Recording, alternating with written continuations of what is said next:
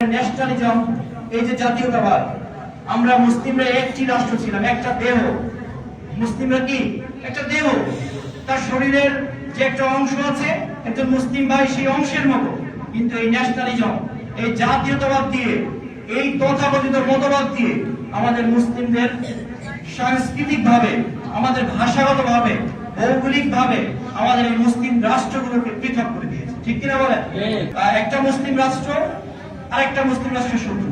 আজকে আমরা দেখতেছি না, একটা মুসলিম রাষ্ট্র, সেখানে সবাই মুসলিম, পাশে আর একটা মুসলিম রাষ্ট্র তার শত্রু, তার সাথে দ্বন্দ্ব করতেছে। কেন? সে তো একটা দেহ। আর মুসলিমদের একটা দেহের মতো।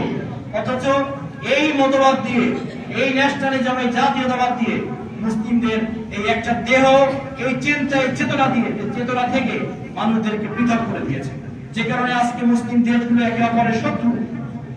আমাদের ফিলিস্তিনের ভাইয়েরা মার খাচ্ছে, কিন্তু কেউ রক্ষতেছে না, কারণ তার ভাষা নিয়ে সে পড়ে আছে। নিজের ভাষাটাকে কিভাবে রক্ষা করা যায়, নিজের সংস্কৃতিকে কিভাবে রক্ষা করা যায়, নিজের অবস্থানকে, নিজের সীমানাকে, দেশের সেটাকে কিভাবে রক্ষা করা যায়। আর এক দেশের মুসলমান না খেয়ে মরে যাক, পচে যাক, তাতে আমার কি? এটা কারা করেছে? এই তথাকথিত ইউরোপীয়রা, এই পশ্চিমারা। কিন্তু দেখেন এই আগ্রাসন গুলো, এটা হচ্ছে চিন্তাগত আগ্রাসন, আপনার মধ্যে পরিবর্তন করে দিবে, আপনার চিন্তা চেতনার মধ্যে পরিবর্তন হয়ে যাবে। আপনি বুঝতেই পারবেন না। আপনি এটাকে গণতন্ত্র গ্রহণ করতেছেন ভালো কাজের হিসাবে, এটা অটোমেটিক আপনি গ্রহণ করতেছেন। এই ফেমিনিজম নারীরা গ্রহণ করতেছে, কারণ নারীদের স্বাধীনতা রয়েছে, তারা ঘরের মধ্যে আবদ্ধ থাকতে চায় না, তারা ইচ্ছা মতো পোশাক পরবে, তারা ইচ্ছা মতো আনন্দ ফুর্তি করবে, তাদের জন্য ভালো না, এটা তারা গ্রহণ করতেছে। তো এরকম করে করে এক একটা করে মতবাদ, অসংখ্য মতবাদ দিয়ে মুসলিম উম্মাহ একেবারে খন্ড বিখণ্ড করে দিয়েছে। ঈমান, আমল, আখলাক, চরিত্র সবকিছুকে ধ্বংস করে দিয়েছে। মুসলিমরা আজ সারা বিশ্বের বিভিন্ন প্রান্তে প্রান্তে তারা হতাশাগ্রস্ত, মার খাচ্ছে, তারা অত্যাচারিত, নির্যাতিত, নিষ্পেষিত। কে এই পথ থেকে উদ্ধার করতে পারে?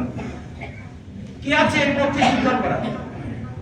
এখন আমরা যদি সোচ্চার না হই, এই বিষয়গুলোকে আমাদের যদি বেশি জানাশোনা না থাকে, আমি আলোচনার প্রথমেই বলছি, আমাদের সব থেকে ভুল হচ্ছে আমরা শত্রু চিনি না।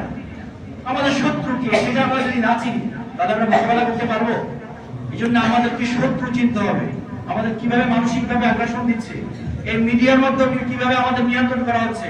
আপনি হুজুর মানুষ একটা অপরাধ করলে দেখবেন সব মিডিয়া দিচ্ছে, কিন্তু একটা মাথায় টুপি নাই যে কোনো একটা জেনারেল মানুষ যদি জিনা করে, ধর্ষণ করে, 2-3 দিন পর শেষ, আর সেটা মিডিয়া কভার করে না।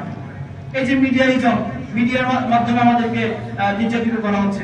এবার এডুকেশনাল সিস্টেম, এই বর্তমানে গতকালকে আমি ফেসবুকে দেখলাম যে নতুন যে বই বের হয়েছে সেখানেও আবার এলজিবিটিকিউ, আবার সমকামীদের একটা পেজ দেখতেছি, সেখানে তারা ঢুকাই দিচ্ছে। এগুলোকে আমরা সোচ্চার আছি? এগুলোকে আমরা আদৌ জ্ঞান রাখি যে কিভাবে করে আমাদের প্রজন্মগুলোকে এই আগ্রাসন, এই চিন্তাগত এডুকেশনাল সিস্টেমের মাধ্যমে ঢুকিয়ে ঢুকিয়ে মানসিকভাবে আমাদের ঈমান আমলকে চিন্তাগতভাবে বিকৃত করে দিচ্ছে? এটাকে আমরা আদৌ কল্পনা করতেছি?